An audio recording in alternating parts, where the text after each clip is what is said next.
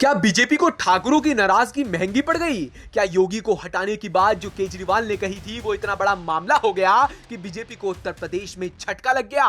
दरअसल जिस उत्तर प्रदेश में बीजेपी 80 में 80 सीटें जीतने का दावा कर रही थी, उस यूपी में बीजेपी की ऐसी हालत होगी, कौन सोच सकता था। लेकिन सवाल उठता है कि आखिर ऐसा क्या हुआ कि बीजेपी के तमाम दावे और समीकरण आखिरकार यूपी में आकर फेल हो गए।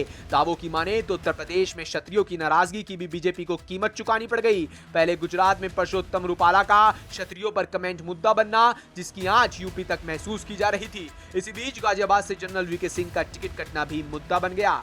मतलब साफ था, किसी न किसी बहाने बीजेपी को टारगेट करना।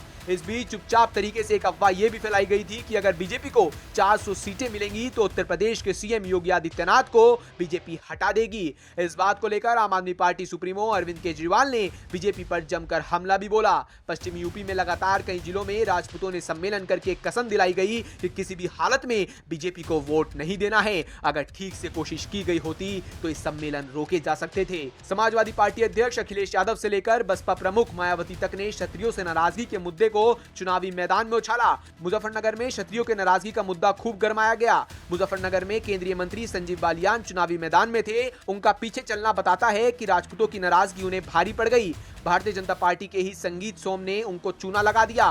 प्रतापगढ़ में राजा भैया राज्यसभा चुनाव के दौरान भारतीय जनता पार्टी के साथ दिखे थे, पर बाद में उनकी नाराजगी से भी पार्टी को नुकसान पहुंचा।